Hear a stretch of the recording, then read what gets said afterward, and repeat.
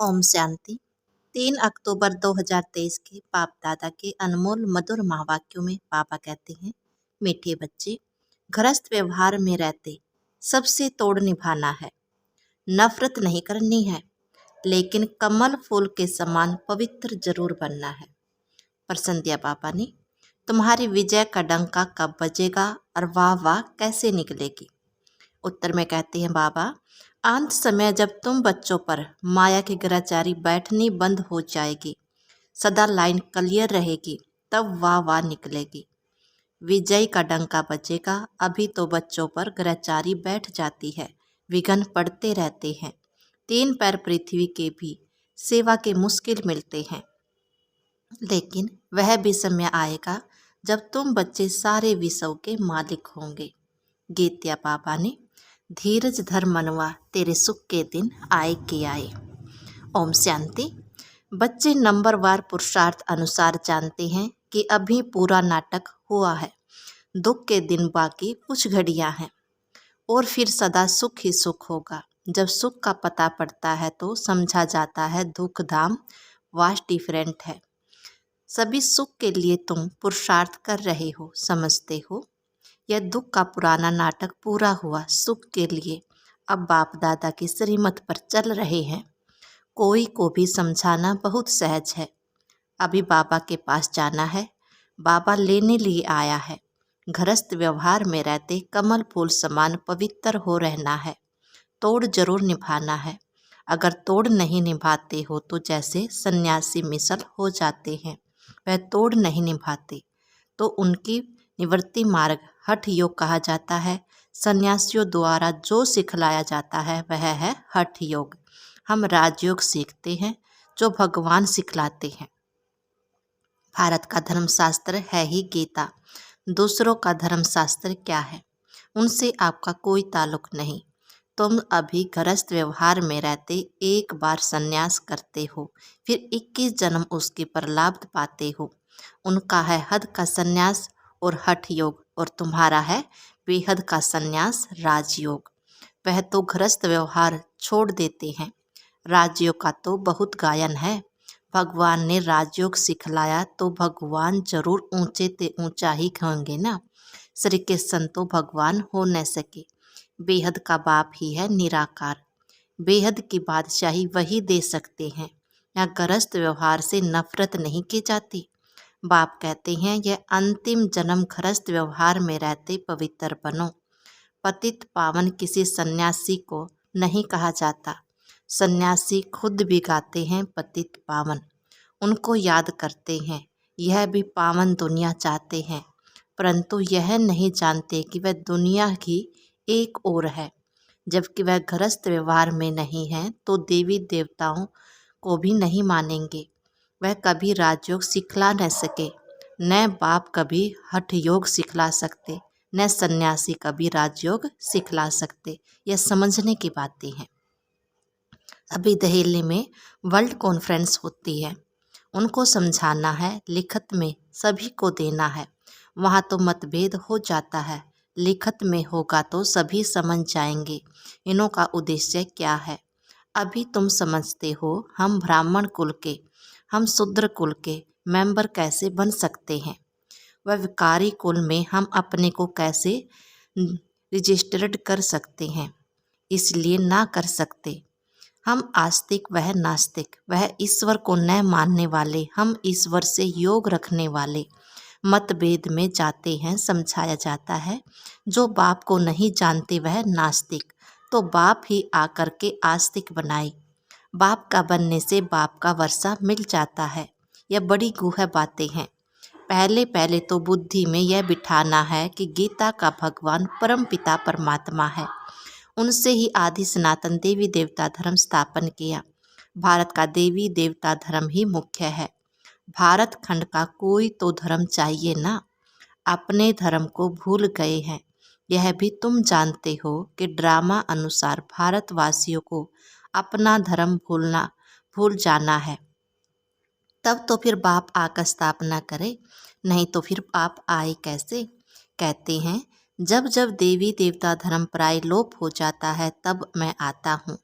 प्राय लोप जरूर होना ही है, कहते हैं ना, बैल की एक टांग टूट गई, बाकी 3 टांग पर खड़ा है।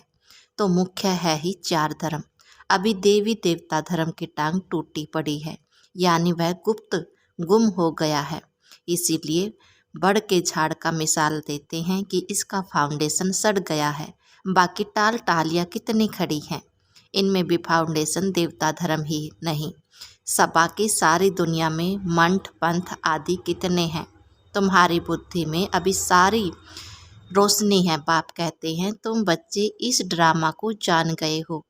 अब यह सारा ड्रामा झाड़ पुराना हो गया है। कलयुग के बाद सतयुग जरूर आना है। चक्कर को फिरना जरूर है। बुद्धि में यह रखना है, अब नाटक पूरा हुआ, हम जा रहे हैं। चलते फिरते उठते बैठते भी याद रहे, अब हमको वापिस जाना है। मन मना भव मध्य जी भव का यही अर्थ है। कोई भी बड़ी सभा में भाषण आदि करना है तो यही समझाना है। परम पिता परमात्मा से कहते हैं कि हे बच्चे, दे सही दे के सब धर्म त्याग, अपने को आत्मा समझ बाप को याद करो तो पाप खत्म होंगे। मैं तुमको राजयोग सिखलाता हूँ। गृहस्थ व्यवहार में रहते कमल फूल समान बन मुझे याद करो। पवित्र रहो, नॉलेज को धारण करो। अभी सब दुर्गति में हैं। सतयुग में देवताएं सदगति में थे, फिर बाप ही आकर सदगति करते हैं। सर्वगुण संपन्न 16 कला संपूर्ण, यह है सदगति के लक्षण। यह कौन देते हैं? बाप। उनके लक्षण क्या हैं? वह ज्ञान का सागर है, आनंद का सागर है। उनकी महिमा बिल्कुल अलग है। ऐसे नहीं कि सब एक ही है। एक बाप के बच्चे सभी आत्माएं हैं, प्रजापिता के ही औलाद होते हैं। अब नई रचना रची जाती है। प्रजापिता की औलाद तो सब है, परंतु वे लोग इन बातों को जानते नहीं। ब्राह्मण वर्ण है सबसे ऊंच। भारत के ही वर्ण गाए जाते हैं। 84 जन्म लेने में इन वर्णों के से पास करना होता है। ब्राह्मण वर्ण है ही संगम युग पर। तुम बच्चे अभी स्वीट साइलेंस में रहते हो। यह साइलेंस सबसे अच्छी है। वास्तव में शांति का हार तो गले में पड़ा हुआ है। चाहते तो सब हैं शांति घर में जाए, परंतु यह रास्ता कौन बताए? शांति के सागर के सिवाय तो कोई बता न सके। टाइटल अच्छा दिया हुआ है, शांति का सागर, ज्ञान का सागर। श्री कृष्ण तो स्वर्ग का परिंस है। वह है मनुष्य सृष्टि का बीज रूप। कितना रात दिन का फर्क है। कृष्ण को सृष्टि का बीज कह नहीं सकते। सर्वव्यापी का ज्ञान ठहर न सके। बाप की महिमा अपनी है, वह सदैव पूज्य है, कभी पुजारी नहीं बनता। ऊपर से पहले जो आते हैं वह पूज्य से पुजारी बनते हैं। पॉइंट्स तो ढेर समझाई जाती है। एग्जीबिशन में कितने आते हैं, परंतु कोटों में कोई ही निकलते हैं, क्योंकि मंजिल बड़ी भारी है। प्रजा तो ढेर बनती है। माला में आने वाले दाने कोटों में कोई ही निकलते हैं। नारद का भी मिसाल है। उनको कहा, तुम अपनी शकल देखो, लक्ष्मी को वरने लायक हो। प्रजा तो बहुत बननी है। राजा फिर भी राजा है। एक एक राजा को लाखों प्रजा रहती है। पुरुषार्थ तो ऊंच करना चाहिए। राजाओं में भी कोई बड़ा राजा, कोई छोटा राजा। भारत में कितने राजाएं थे। सतयुग में भी बहुत महाराजाएं होते हैं। यह सतयुग से लेकर चला आया है। महाराजाओं का बहुत पोरपट्टी होती है, राजाओं को कम। यह श्री कृष्ण, श्री लक्ष्मी, श्री नारायण बनने की नॉलेज है, उसके लिए ही पुरुषार्थ चलता है। पूछते हैं, लक्ष्मी नारायण का पद पाएंगे व राम सीता का? तो कहते हैं, हम तो लक्ष्मी नारायण का ही पद पाएंगे, माँ बाप से पूरा वर्षा लेंगे। यह तो वंडरफुल बातें हैं ना। और कोई जगह यह बातें हैं नहीं, न कोई शास्त्र में। अब तुम्हारी बुद्धि का ताला खुल गया है। बाप समझाते हैं, चलते फिरते ऐसे समझो हम एक्टर्स हैं। अब हमको वापिस जाना है। यह याद रहे, इनको ही मन मना भव मध्य जी भव कहा जाता है। बाप घड़ी घड़ी याद दिलाते हैं, मैं तुमको वापिस ले जाने आया हूँ।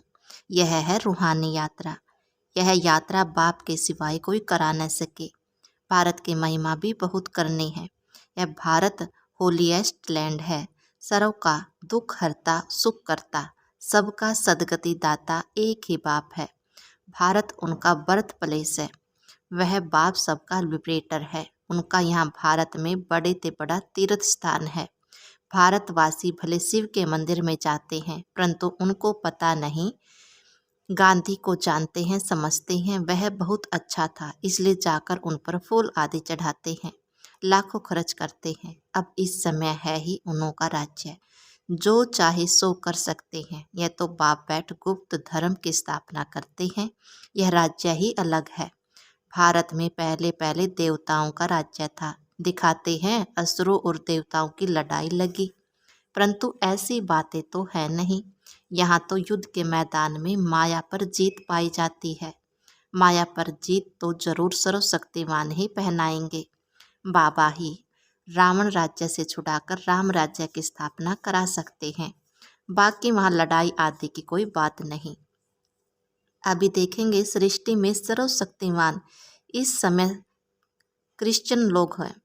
वह चाहे तो सब पर जीत पा सकते हैं, परंतु वह विश्व के मालिक बने यह कायदा नहीं। इसका राज तुम ही जानते हो। इस समय सर्वशक्तिमान राजधानी क्रिश्चियन की है, नहीं तो उन्हों की संख्या कम होनी चाहिए, क्योंकि लास्ट में आए हैं। परंतु 3 धर्म में यह धर्म सबसे तीखा है, सबको हाथ हाथ कर बैठे हैं। यह भी ड्रामा बना हुआ है, इनके द्वारा ही फिर हमको राजधानी मिलनी है। कहानी भी है, 2 बिल्ली लड़े, मक्खन बीच में तीसरे को मिल जाता है, तो वह आपस में लड़ते हैं, मक्खन बीच में भारतवासियों को ही मिलना है। कहानी तो पाई पैसे की है, अर्थ कितना बड़ा है। मनुष्य कितने बेसमझ है, एक्टर होते हुए भी ड्रामा को नहीं जानते, बेसमझ हो पड़े हैं, समझते भी गरीब हैं।